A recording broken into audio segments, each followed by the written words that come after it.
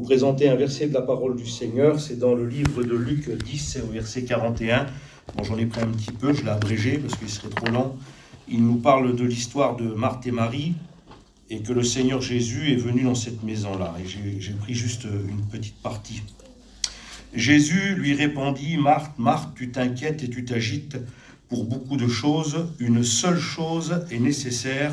Marie a choisi la bonne part qui ne lui sera point ôtée. » Dans ce verset de la parole du Seigneur, Jésus pose cette question et dit à Marthe, donc la sœur de Marie, parce qu'elle vient trouver le Seigneur, a dit « Ne t'inquiètes-tu pas que ma sœur ne vient pas m'aider, que je m'occupe aux choses domestiques de la maison et qu'elle est là à tes genoux. » Et puis Marie, elle avait la bonne part. Et puis Jésus dit ça. Donc si Jésus présente une bonne part, c'est qu'il y en a aussi une mauvaise part. Et puis Marthe avait pris la mauvaise part. La mauvaise part qu'elle avait pris, elle, c'était que elle était occupée aux affaires de la vie, aux choses de la terre. Elle préparait un repas, certainement, elle s'occupait des choses domestiques de la terre. Et puis Marie était au pied du Seigneur, et Jésus prouve ici que le meilleur endroit où on peut être, où on peut recevoir quelque chose de bon, c'est au pied de Jésus. Au pied de Jésus, il y a tout. Au pied de Jésus, il y a la grâce, il y a le bonheur, il y a sa présence, il y a sa parole qui nous est adressée. Au pied de Jésus, il y a son onction. Et c'est ce que nous avons besoin. Et là, le Seigneur prouve ici que cette bonne part est accessible près de lui. Gloire à Dieu. Et ce soir, ce que je voudrais qu'on partage ensemble, c'est cette bonne part que Dieu nous réserve. Gloire à Dieu. Une bonne part. Quand on dit ça, une bonne part, cet adjectif de la parole est souvent dit en disant une part pour un tel, une part pour un tel. C'est un synonyme de partage. Mais le Seigneur, il veut prouver ici qu'il y a quelque chose de meilleur que juste une part limitée avec une dimension, vous comprenez bien. Ce que Dieu présente ici, c'est quelque chose de plus grand, de meilleur, de parfait pour notre vie, pour notre cœur et pour notre âme. Gloire au Seigneur.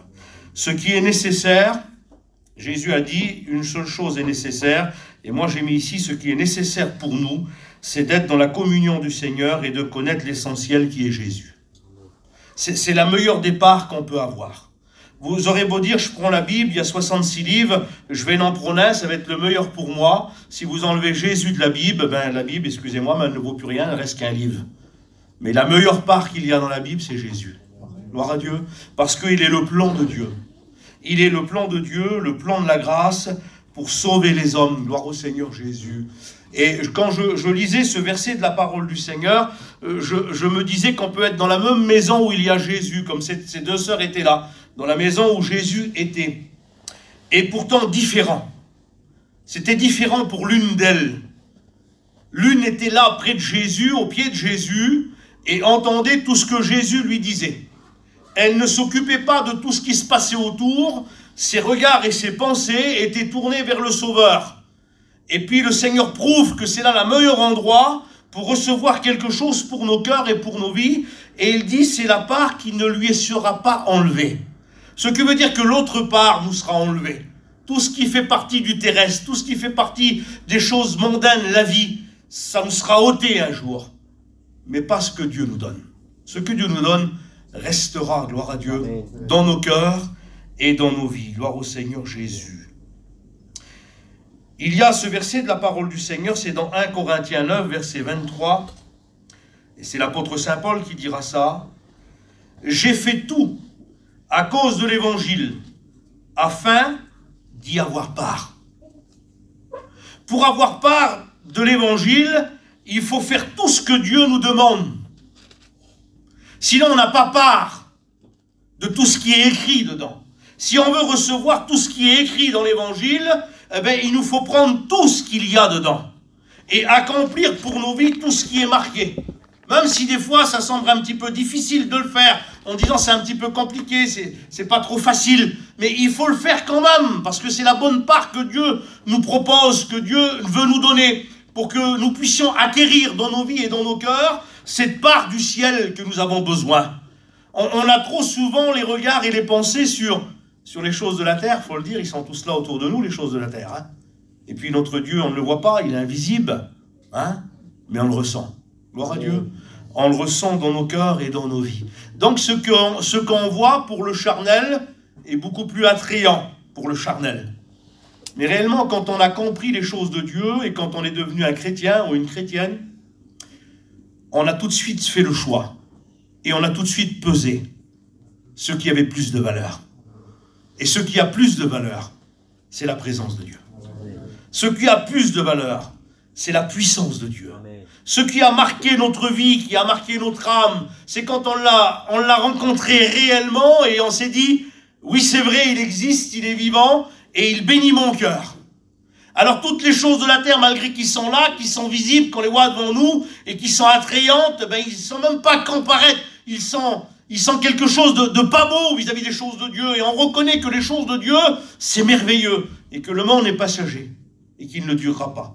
Malgré qu'il présente beaucoup de choses, ça ne vaut rien. Ce qui a de la valeur, c'est la part que Dieu a pour nous. Amen. Gloire à Dieu. Merci au Seigneur Jésus. Donc il dit, j'ai fait tout à cause de l'évangile, afin d'en avoir part. Et j'ai mis cette petite pensée là en dessous, que l'apôtre Saint Paul a écrit dans plusieurs de ses épîtres, afin d'en sauver le plus grand nombre. Il avait tout accompli, la parole de Dieu, il avait tout fait ce que Dieu lui demandait, pour en sauver le plus grand nombre. Il dit, je me suis fait à tout avec tout. J'ai été païen avec les païens sans péché, bien sûr, mais en restant dans ce domaine de l'évangile pour pouvoir approcher celui qui était inaccessible. Et puis il a dit, j'ai tout fait. Et il dit, j'essaye d'atteindre les plus grands afin d'en toucher le plus grand nombre. Mais c'est ce que Paul a fait. C'est un serviteur de Dieu extraordinaire. Et il dit, j'ai tout mis en œuvre pour en avoir part. Gloire au Seigneur. Alors je me posais cette question et je me dis dans mon cœur, dans ma vie, est-ce que je mets tout en œuvre pour avoir la plus grosse part possible? Gloire à Dieu. Gloire à Dieu. Gloire à Dieu. Il y a des gens qui sont plus bénis que les autres. C'est normal? Ben oui, c'est normal. Parce qu'ils mettent beaucoup plus de choses en œuvre pour en avoir plus. Gloire à Dieu. Et c'est dans tous les domaines, celui qui en veut plus, il se donnera plus et il recevra plus. Gloire au Seigneur. Et donc, nous devons prendre cet exemple de l'apôtre Saint Paul afin d'accomplir cette volonté de Dieu dans nos cœurs, dans nos vies, et puis atteindre le plus grand nombre pour sauver des âmes. La vie chrétienne, ce n'est pas juste d'être un chrétien, de vivre sa petite vie chrétienne, d'être assis à la réunion, de prier matin et soir, midi et soir, c'est pas ça. Hein. La vie chrétienne, c'est qu'on a rencontré quelqu'un qui a changé notre vie. On était vraiment dans les ténèbres et il nous a emmenés dans sa lumière. Et en retour, nous voyons les autres qui ne connaissent pas Dieu dans les ténèbres. Et loin de la connaissance de Dieu. Et ce qu'on veut faire à tout prix, c'est de les emmener à l'évangile, afin que leur âme soit éclairée et qu'ils voient la lumière. Et ça, c'est notre but à atteindre. Gloire à Dieu. Notre but à atteindre en tant que chrétien, c'est d'éclairer ceux qui sont dans les ténèbres et qui ne connaissent pas Dieu. Et je dis gloire à Dieu.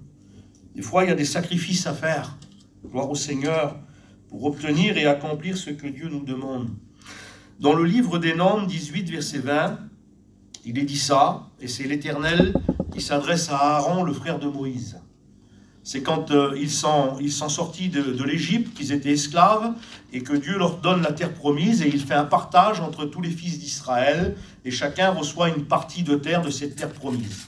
Et puis là, il y a Aaron, qui est le sacrificateur de l'Éternel, qui est là, qui est consacré pour l'œuvre de Dieu, pour les sacrifices, et Dieu lui parle. Quel bonheur quand Dieu nous parle. Hein? Quel bonheur quand Dieu nous parle. Et Dieu lui parle et Dieu lui dit ça. Dieu dit à Aaron, tu ne posséderas rien dans leur pays. Dans leur pays. C'était pas son pays à lui. Il dit, tu ne posséderas rien dans leur pays, et il n'y aura point de part pour toi au milieu d'eux. Mais c'est moi qui suis ta part. C'est moi qui suis ta part et ta position au milieu des enfants d'Israël. Dieu lui dit à Aaron, toi tu n'auras pas de terre ici, la part que tu auras toi, ça sera moi. Et ma position. Gloire à Dieu. On a bien des fois des positions dans une vie et on dit, et c'est un mot qui est courant dans le monde, je vais garder mes positions, je ne changerai pas d'avis. Vous comprenez? Une position, c'est une volonté, c'est de croire en quelque chose qui est dur, qui est sûr, qui est vrai. Et puis l'Éternel dit à Aaron, tu n'auras pas de terre au milieu d'eux pour toi. Ça ne sera pas ça ton partage à toi. Mais ton partage à toi, ça sera moi. Amen. Quel bonheur. Et Dieu nous promet un partage du ciel. Ce n'est pas un partage sur la terre que Dieu nous promet. Ce n'est pas les biens de la terre que Dieu nous propose, mais c'est un partage de lui, de sa personne à lui, avec toutes ses qualités à lui, avec son amour, avec sa bonté, avec sa bienveillance, avec sa vérité, avec sa lumière, avec sa justice. Et c'est ce que Dieu nous propose. Voilà la part que Dieu nous propose. Sa personne à lui. Quelqu'un de bon, quelqu'un de bienveillant, quelqu'un qui apporte la paix, qui apporte le bonheur, qui apporte la joie dans un cœur. Vous savez, des fois, on se trompe sur nos positions. Et puis, bien des fois, la parole de Dieu est là, et puis elle frappe à nos cœurs, et elle nous dit, tu sais, la position que tu dois avoir, c'est moi. Et quand on prend cet intérêt de Dieu dans notre vie avant tout, et qu'on dit, ma part à moi, ce qui doit passer avant tout dans ma vie, c'est Dieu, alors nos pensées changent. Ce qu'on désire va changer. Ce qu'on voulait acquérir va changer. Et c'est plus le but qu'on doit avoir. Ce qu'on doit acquérir, c'est la sainteté de Dieu. Et c'est ce qu'on a besoin. C'est la sainteté de Dieu dans un cœur, dans une vie. C'est une vie de mise à part. Encore une fois, le mot à part. Une vie de partage qui correspond à la vie de l'évangile qui est la parole de Dieu et qui nous donne à être des enfants de Dieu par la foi, à obtenir les promesses de Dieu. Voilà notre part. Notre part à nous, réellement, elle n'est pas limitée, elle est infinie, elle s'acquiert par la foi. Et avec la foi, tout devient possible. Gloire à Dieu. Avec la foi, tout devient possible. Notre position, c'est Dieu. Gloire au Seigneur Jésus. Je lisais un texte de la parole du Seigneur en cherchant dans ces mots qui est la part, qui doit nous revenir. Et dans Jean 13, verset 8, le Seigneur est là avec ses disciples et il va faire quelque chose de terrible. Il va prendre une bassine d'eau, il va se ceindre les reins, il va se mettre un chiffon autour de lui, il va se baisser et il va laver les pieds des disciples. En symbole d'humilité, il va s'humilier le Seigneur. Et il va présenter aux disciples que c'est comme ça. On doit s'aider les uns les autres. Amen. Et il présente ça aux disciples, et puis il y a Pierre qui est là, bien sûr, Pierre le terrible. Pierre qui est toujours le premier, qui a toujours ses pensées à lui, qui est toujours prêt à faire feu. Et Pierre lui dit, « Non, Seigneur, jamais, tu me laveras les pieds. » Jésus lui répondit, « Si je ne te lave, tu n'auras point de part avec moi dans le royaume de Dieu. » Si je ne te lave pas. Si je ne te lave. Le mot est écrit comme ça. Si je ne te lave, ça veut dire si je ne te lave pas. Et quand je lisais ça, je disais, Seigneur, c'est quand même terrible. Si le Seigneur ne lui lavait pas les pieds, il n'aurait pas eu de part avec lui. Bien sûr que c'est sur le plan spirituel, vous comprenez bien, parce que le Seigneur parlera plus loin, et puis Pierre dit ça après lui. Pierre lui dit, non seulement les pieds, Seigneur, puisque je n'aurai pas de part avec toi, mais aussi les mains, et puis la tête. Puis Jésus répond quelque chose. Jésus lui dit, celui qui est baigné n'a besoin que de se laver les pieds pour être entièrement pur. Gloire à Dieu. Pour être entièrement pur. Et réellement, ce que Dieu nous propose, la part de Dieu, c'est que nous soyons purs. Quand il parle ici de ça, le Seigneur Jésus, il parle ici de la vie de sanctification. Nous avons été baignés entiers, nous avons été purifiés entiers par le sang précieux du Seigneur. Mais il nous reste une marche à suivre. Et à cette époque-là, quand les hommes faisaient des voyages, ils étaient tous en sandales, ils n'avaient pas de grosses chaussures dans les pieds. Dès qu'on rentrait quelque part, on nous présentait une bassine d'eau pour se laver les pieds. C'était la purification, c'était comme ça selon la coutume juive, et c'est ce qui nous faisait être propre. On pouvait être propre réellement, mais avoir les pieds pleins de poussière, c'était les chemins poussiéreux, vous comprenez bien. Et le Seigneur prouve ici que nous avons besoin de vie de sanctification pour avoir part et pour être pur entièrement. Dites gloire à Dieu. C'est pas trop dérangeant de dire gloire à Dieu. Gloire à Dieu. On a besoin d'être pur. C'est pas embêtant. C'est embêtant d'être pur? Non, c'est pas embêtant d'être pur. On en a besoin d'être pur pour avoir part au ciel. Gloire à Dieu. Amen.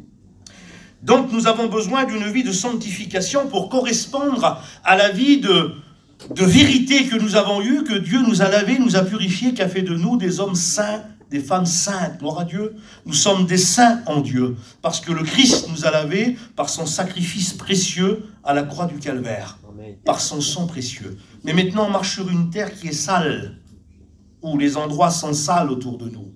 Et puis on a toujours besoin de se purifier. sur le plan spirituel. On a toujours besoin de se laver, de faire de l'amélioration pour notre vie. En disant, il faut que je fasse attention. Il ne faut pas que je me salisse. Parce que j'ai reçu un vêtement blanc, qui est le salut, et je dois le conserver propre, pur. Gloire à Dieu, pour avoir part au ciel. C'est important. Gloire au Seigneur. On va y venir.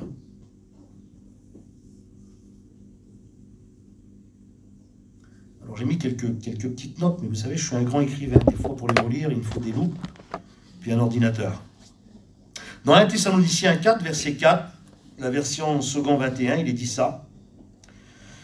Ce que chacun de vous sache, ce que chacun de vous doit savoir, c'est garder son corps dans la sanctification et la dignité.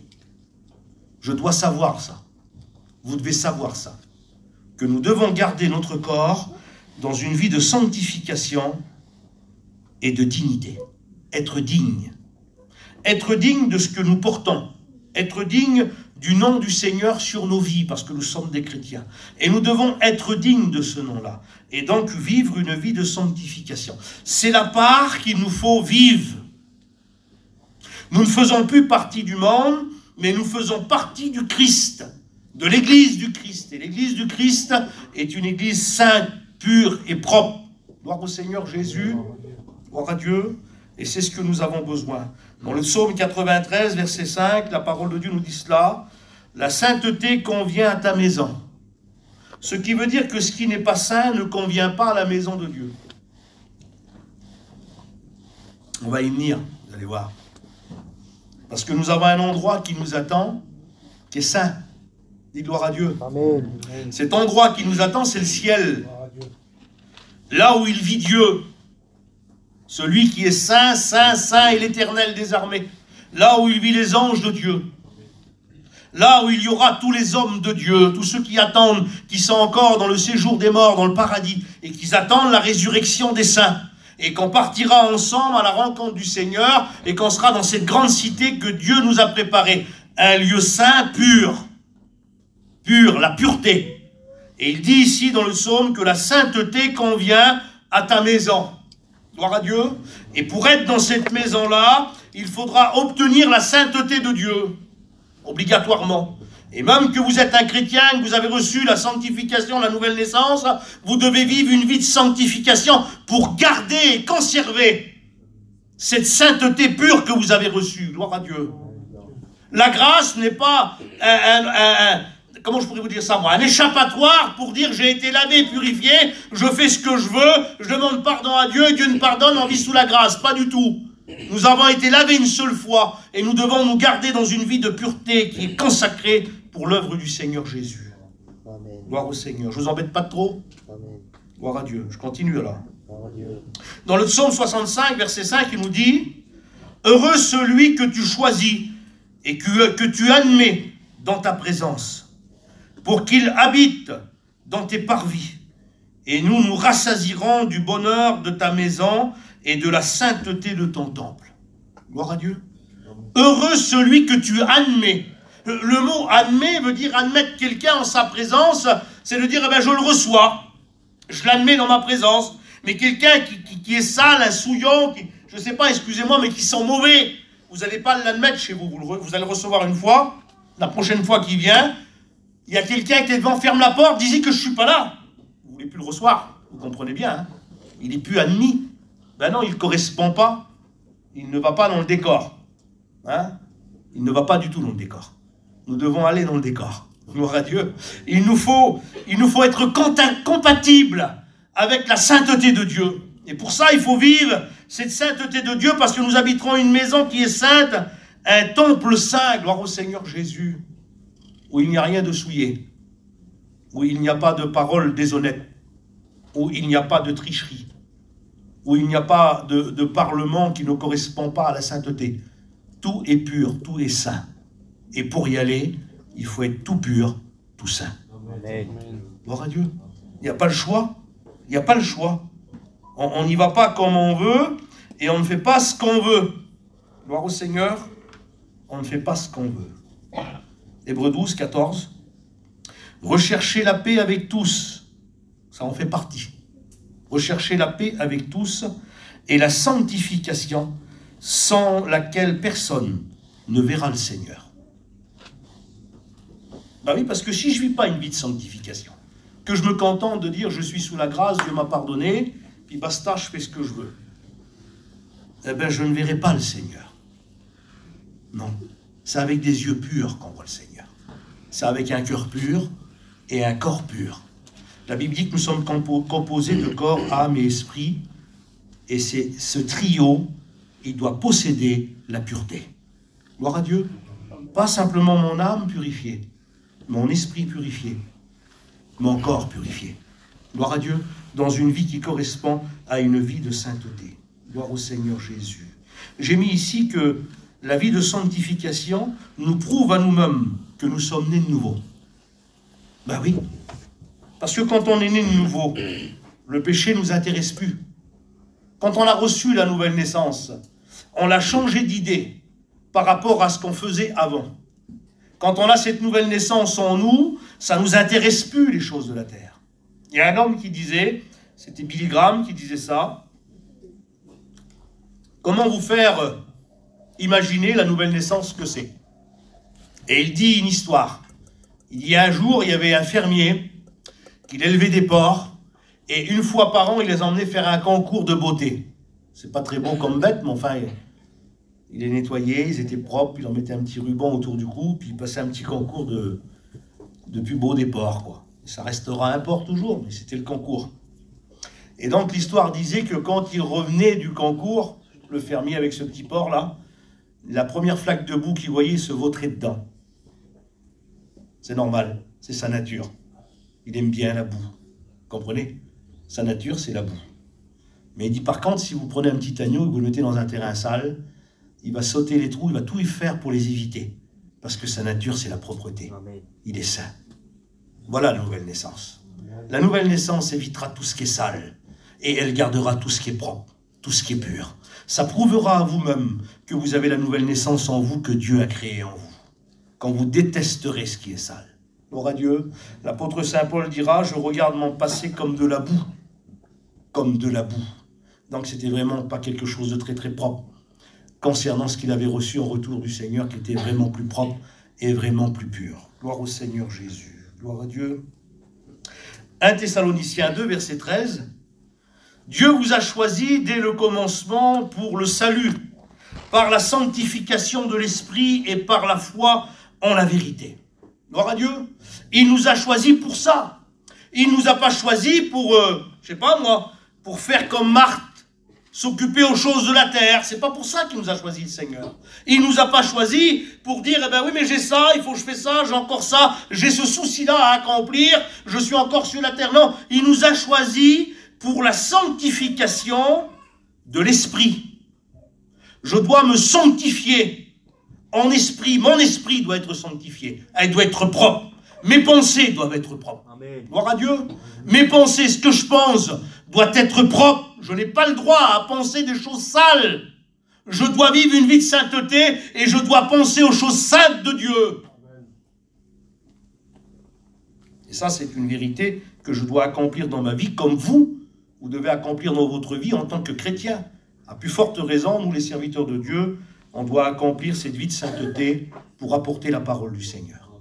Gloire au Seigneur. Ce qui donne l'autorité d'un serviteur de Dieu, je le dis souvent, c'est sa sainteté, son niveau de sainteté. Et c'est ce que nous avons besoin. Romains 1, verset 1er.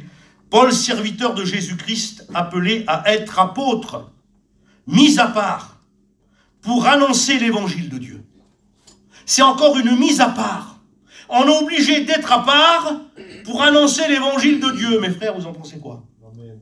Ah oui, hein? On est obligé, obligatoire. Comment allez-vous faire annoncer la parole de Dieu si je ne vis pas une vie de mise à part? Je vais dire quoi? Qu'est-ce que je vais dire? Je vais vous parler de quoi? De la parole de Dieu, mais je ne la vis pas. Jamais ce que je prêche apportera la vie si je ne vis pas ce que je prêche. Donc je dois vivre ce que je prêche, comme mes frères, que nous sommes là. Et vous, chrétiens, qui vous parlez du Seigneur, vous devez vivre une vie de sainteté qui correspond à la parole du Seigneur. C'est obligatoire. Éphésiens 5, verset 6.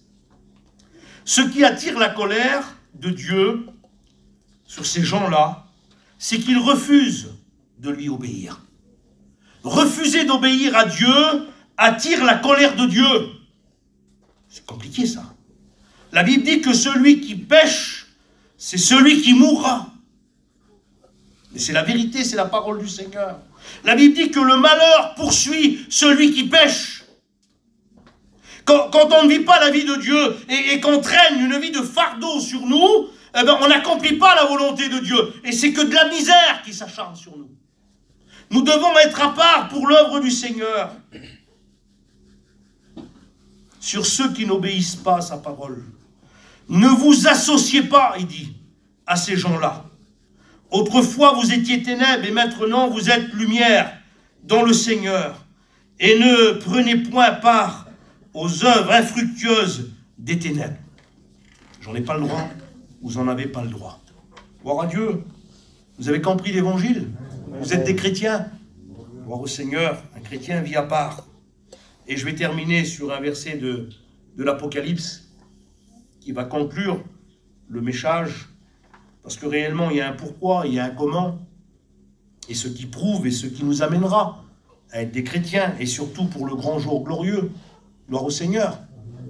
La Bible dit que si l'Esprit qui a ressuscité le Christ habite en vous, il vous ressuscitera aussi au dernier jour.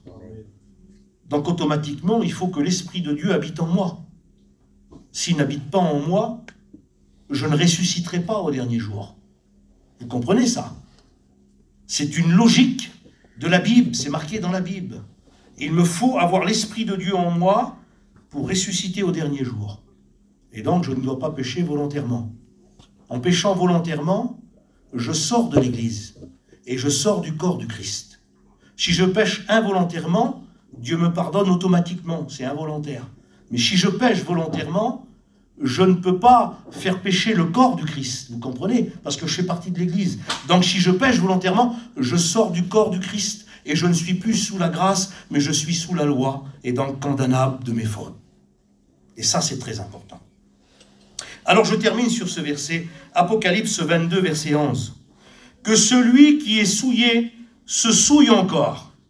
C'est le dernier chapitre de la parole du Seigneur. C'est le livre de la Révélation, c'est Apocalypse 22, verset 11. Il reste quelques versets après, mais c'est les derniers. Et il donne une conclusion, dans ce verset de la parole de Dieu, c'est une conclusion de celui qui ne pourra pas aller au ciel. Alors il dit ça, que celui qui se souille encore, et que le juste pratique encore la justice, et que celui qui est saint se sanctifie encore. Il y a ici, ce n'est pas un degré ici dans le texte de la parole de Dieu. Ce n'est pas je suis un petit peu plus saint que les autres, ou je marche un petit peu mieux que les autres. Non, non. C'est une continuité de ce que Dieu a fait en nous. Il nous a sauvés, il nous a purifiés, il nous a lavés. Donc je dois continuer à vivre cette vie d'entretien de mon âme, de ma vie, de mon corps, de mon esprit. Vous êtes d'accord? Amen. Je dois vivre cette continuité-là. Il dit si quelqu'un se souille, il ne dit pas qu'il arrête de se souiller. Non, non. Il dit qu'il se souille encore, c'est une continuité. Parce qu'il n'y a pas eu quelque chose avant qui a fait le changement. Mais nous avons eu le changement. C'est la nouvelle naissance. Amen. Alors il dit que celui qui se sanctifie, se sanctifie encore. Parce qu'il a une nouvelle naissance en lui, gloire au Seigneur. Donc il continue. Et le verset continue, verset 12, juste en dessous. Voici, je viens bientôt. C'est important ce que le Seigneur dit là.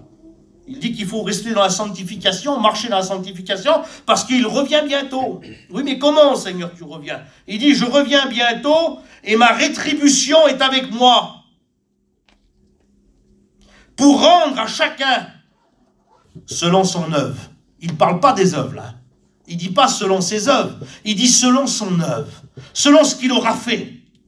Ce n'est pas plusieurs œuvres, il parle d'une seule œuvre. L'œuvre qui est ici, c'est l'œuvre de la sanctification dans sa vie qu'il a reçue par la nouvelle naissance. Selon son œuvre. Et il continue, verset 14. Heureux ceux qui lavent leurs robes afin d'avoir part à l'arbre de vie et d'entrer par les portes dans la ville. Gloire à Dieu. Amen. C'est une vie de purification, constamment. Et je dois l'accomplir. Gloire au Seigneur. Il n'y a rien d'acquis. Je dois continuer. Et je termine le dernier verset. Il dit cela.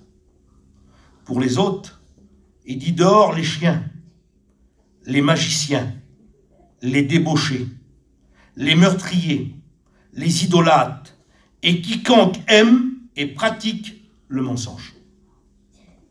Dans ces 4 catégories-là, ça renferme une idée de personne qui ne correspond pas du tout à l'évangile, à la parole de Dieu. Il dit ici, dehors les chiens. Vous savez c'est quoi un chien? C'est celui qui va retourner, excusez-moi l'expression, à ce qu'il a vomi. C'est ça un chien.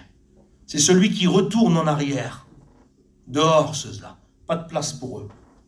Les magiciens, qui croient que les choses de Dieu, c'est un petit tour de passe-passe. C'est pas un tour de passe-passe, les choses de Dieu. On ne fait pas semblant, il n'y a pas de parade. Une parade, c'est pour détourner le regard et pour faire autre chose. Il n'y a pas de parade, on ne détourne pas le regard.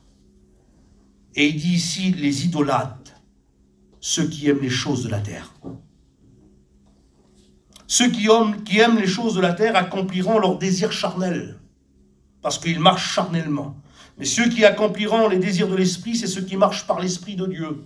Ils accompliront les œuvres de l'esprit. Gloire au Seigneur Jésus. Et il dit aussi plus loin, les débauchés. Le mot débauché, ça veut dire arrêter de travailler pendant que le travail est en marche et de partir du travail. On appelle ça un débauché. Il a débauché pendant qu'il était en travail, en activité. Pas de place pour eux. Vous direz Dieu est sévère. Non, Dieu n'est pas sévère. Dieu est juste. Et Dieu ne supporte pas l'injustice. Dieu, c'est la sainteté. Vous savez, nous sommes sauvés par quoi? Nous sommes sauvés parce que Jésus nous a aimés. Nous sommes sauvés parce qu'il nous a purifiés. Sinon, aux yeux de Dieu, on serait consumés. Consumés. Mais parce que Jésus a tout accompli pour nous sauver, et le seul moyen qu'il y avait pour nous sauver, c'est que Jésus donne sa vie à la croix. Il n'y en avait pas d'autre moyen. Alors ça serait terrible d'avoir connu les choses de Dieu, l'évangile de Dieu, et de ne pas mettre en pratique ce que Dieu nous demande. Pour aller au ciel, il faut mettre en pratique la parole de Dieu, et il faut vivre une vie de consécration, une vie de sainteté. Je vous ai pas trop embêté? Non, c'est pas trop embêtant. C'est une vérité. Je ne vais pas vous dire, vous êtes tous beaux, allez, venez. Il y avait une chanson qui chantait dans le monde, on ira tous au paradis. On y va. Il y a une autre chanson qui disait, poussez pas derrière, on y va quand même. On y va doucement. Pas la peine de pousser. On n'y arrivera pas au ciel comme ça. Non, non. Il faut un changement radical. Et ce changement radical est une mise en œuvre de la parole de Dieu. Vous pouvez avoir 36 Bibles dans le placard de la camping. Vous pourrez tous les lire, 30 000 versions. Tous les lire, tous les versions de la Bible. Si vous ne la mettez pas en pratique, elle n'aura aucun pouvoir pour vous. Elle ne pourra rien faire pour vous. Toute la puissance de l'Évangile se met en œuvre dans l'accomplissement de l'Évangile. Quand on l'accomplit, tout ce qui est écrit se met en œuvre. Mais si on ne l'accomplit pas, et qu'on essaye de le faire, il y a plein de gens dans le monde qui font ça, vous avez vu? Il y a plein de religions dans le monde. Hein? Ils parlent de la Bible, ils disent que la Bible est sainte, que Dieu est saint, mais pour eux, ce n'est pas la peine d'être saint. Ils n'en ont pas besoin. Alors ils vivent une vie de débauche, une vie de péché. Et ils croient que ça va. Et ils font des victimes. Vous avez vu, ça passe aux informations, ils font plein de victimes. Alors ils dédommagent les gens, ils donnent de l'argent pour le mal qu'ils ont fait.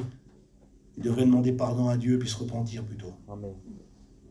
Nous avons besoin de prendre la parole de Dieu tout entière. Défunt Payan nous disait ça. Avec un Dieu tout entier. Et la vivre.